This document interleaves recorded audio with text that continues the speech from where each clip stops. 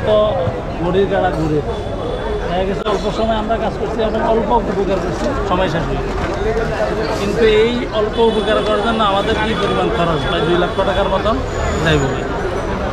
এর মধ্যে মানুষের সবচেয়ে বেশি যে জিনিসটা এখন দেখতেছি গতকাল থেকে আসার পরে, সেটা হলো যে আমার পরিবারটা শুধু আমি এদিকে নিয়ে আসি। মানুষ এখনও পানি নামি যাবে এই বিষয়ের উপর কোনো বিশ্বাস করে না, কারণ যে এলাকার মানুষ পানির নিচে আছে এরা এই পরিমাণ পানি যে উঠবে এটা কখনো ভাবেও না, এটা বিশ্বাসও করে। তার কারণে মানুষ এখন পুরাটাই, কালকে একসাথে আমার বলতেছে যে আমি যে এখানে কান্না করুন, আমি চোখের পানির এই পরিমাণ ভয় করতেছি যে আমার কান্নার দ্বারা তো চোখের পানি আরও খুব ভালো। আপনি এখানে আসছেন কালকে? আমি কালকে লম্বা টাইম ছিল। এই জন্য যা কিছু বুঝছি সেটা হলো যে আমরা মানে এদার ওদার কী হইতেছে এই সমস্ত তামাশা না দেখি, যে সময় যে কমান্ডটা ওই সময় বাবা কাজ করে। এবং এমনি সবার যুক্তিকতা, যেমন জিএমআর যেটা নূরপুর মাদ্রাসার এদিকে ভিতরে, এদিকে একেবারেই কালকে থেকে আমরা শুনতেছি কেউ যাচ্ছে না, নির্দিষ্ট জায়গায় যাচ্ছে, আশপাশে যাইতেছে। এবং আশপাশে যারা এরিয়া এরাই মোটামুটি কিছুটা পাইতেছে, সবাই দেখে। কিন্তু বিষয়টা হলো এই সবার যে বিষয়টা সেটা হলো কিছু বৃদ্ধ মানুষ, কিছু অসুস্থ, এবং কালকে কিছু রুগীরা আনছে, আমি দেখছি কিছু একটা লাশ আনছে, মানে একদম পচে গেছে, অনেক মানে 2-3 দিন হয়েছিল হচ্ছে। এই হিসাবে আমাদের যে কাজ, আমাদের কাজটা হলো আমরা এখানে একেবারে অলসতা না, এবং যাওয়ার চাহিদা তো সবাই থাকে।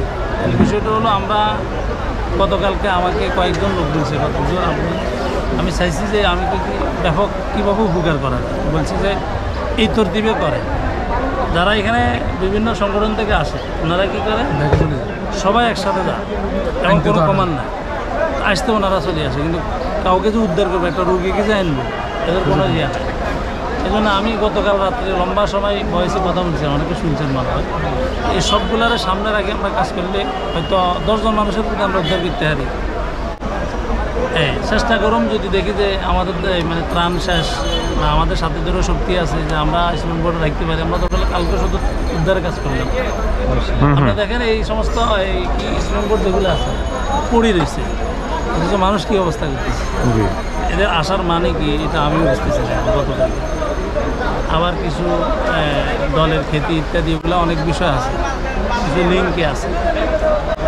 এই হিসাবে আমরা পরের ট্রিপে কোথায় যেতে পারি বলেন? এমনি চাহিদা বেশি ছাগল লাগা জিএমআর টিএমআরের দিকে,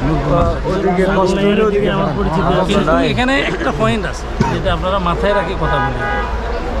আমি মানে ওনাদের প্রতি আমার দয়া মায়া না, বিষয়টা এরকম না, কিন্তু বিষয়টা হলো আমরা আমাদের নিরাপত্তার বিষয়টা, মানে যদি এখানে রাহবান না হয়, এখন আমাকে নিবে আগের রাস্তা আর এখনকার রাস্তা, এখন রাস্তা না, এখন স্ট্রিম বোর্ডটা যে সে স্বাভাবিক চালায় নেবে, এটা সেরমঘাট থেকে হাতিয়া যাচ্ছে এও স্ট্রিম বোর্ড না, সময় লাগবে, এটা হাঁটার মতো যাবে, হাঁটার মতো। কারণ হলে ফিকির করে করে চালাইতে হবে। অন্যের সাথে আমি বিষয় হলে আপনার জানেন এটা স্বাভাবিক বিষয়, টাস করে গেছে হাঁটে, এরপরে আপনাদের কি ধরে আমার নেটের কোনো কাজ করতেছে না। অনেক বিষয়গুলো চিন্তা করেই মানে আমরা চিন্তা করতেছি, কিন্তু জজবার কিছু নয়। সবচেয়ে বড় যে জিনিসটা আমি ক্ষতি বুঝতেছি সেটা হলো যদি নেটে কাজ করতো তাহলে এই বিষয়ে এই পর্যন্ত অনেকে উদ্ধার কাজ করতে যা অসুবিধা হয়ে গেছে মারাত্মক। এই হিসাবে আমরা দূরে যাবো, কিন্তু বিষয়টা হলো রাহবার লাগে। কিন্তু এদিকে প্রশাসনের কোনো লোক আসে নাই? প্রশাসনের যে বিষয়টা এটা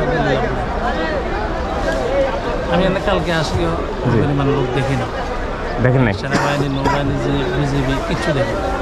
উপরে দিয়ে এরা ঘুরতেছে উপরে দেখছি, বাকি ওনারা প্রাথমিক পর্যায়ে কাজ করছে এবং মানুষের কিছু